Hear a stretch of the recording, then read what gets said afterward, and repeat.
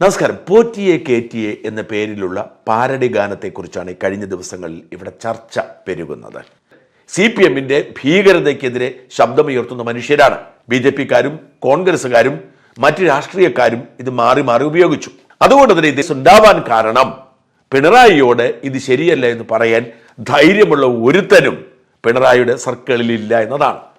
അതുകൊണ്ടാണ് പറയുന്നത് ഈ കേസ് വാസ്തവത്തിൽ ഗുണം ചെയ്യുന്നത് UDF-നാണ്. ഏറ്റവും അധികം ഇഷ്ടപ്പെടുന്ന നെഞ്ചിലേറ്റുന്ന ഒരു ട്യൂണാണ് പള്ളിക്കെട്ടെ ശബരിമലയ്ക്ക് കല്ലും മുള്ളും കാലിക്കുമെത്ത എന്ന് പറയുന്ന അങ്കിത് അശോകൻ എന്ന് പറയുന്ന ഒരു ഉദ്യോഗസ്ഥനാണ്. സൈബർ കേസുകളുടെ ചുമതലയുള്ള SP. ഇദ്ദേഹമായിരുന്നു പൂരം കലക്കൽ വിവാദത്തിലെ വില്ലനും. അന്ന് അദ്ദേഹം തൃശൂർ കമ്മീഷണറായിരുന്നു. അപ്പോൾ തന്നെ അറിയാമല്ലോ സംഭവങ്ങളുടെ ഒരു കിടപ്പ്. അങ്കിത് അശോകനാണ് പറയുന്നത് ഇത് കേസായി നിലനിൽക്കുമെന്ന്. എങ്ങനെ നിലനിൽക്കുമെന്ന് പറയുന്നത്?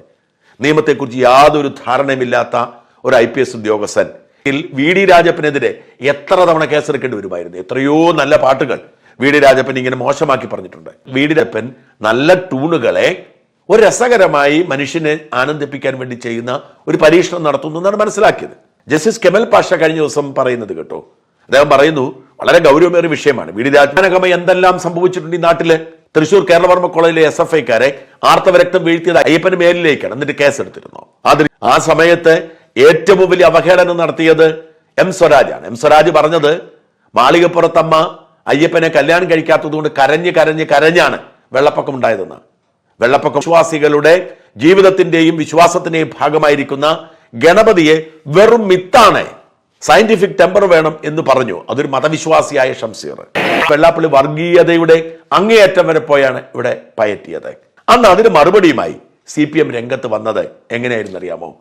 ശ്രീനാരായണ ഗുരുദേവന് ലക്ഷക്കണക്കിന് മനുഷ്യർ ആരാധനയോടെ കാണുന്ന, ലക്ഷക്കണക്കിന് മനുഷ്യരുടെ വീടുകളിൽ പൂജിക്കുന്ന സാക്ഷാൽ ശ്രീനാരായണ ഗുരുദേവനെ അവർ കുരിശിൽ തറച്ചു.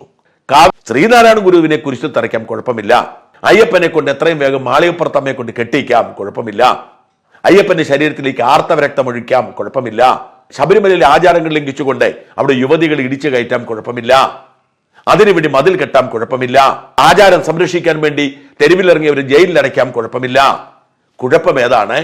ശബരിമലയിൽ കയറി അയ്യപ്പനെ പോലും മോഷ്ടിക്കാൻ വേണ്ടി ശ്രമിച്ച വൃത്തികെട്ട ജന്മങ്ങളെ കുറിച്ച് പറഞ്ഞാൽ, അതേക്കുറിച്ച് പാട്ടെഴുതിയാൽ, അത് ജനഹൃദയത്തെ സ്വാധീനിച്ചാൽ ആ പാട്ടെഴുതിയവർക്കെതിരെ അനാവശ്യമായ വർഗീയത പറഞ്ഞു. അവർ മുസ്ലിം സമുദായത്തിൽ ജനിച്ചുപോയി എന്നതാണ് അവർ ചെയ്ത കുറ്റം. അതുകൊണ്ടാണ് അവർ കേസുമായി പുറകെ വന്നത്. അവർ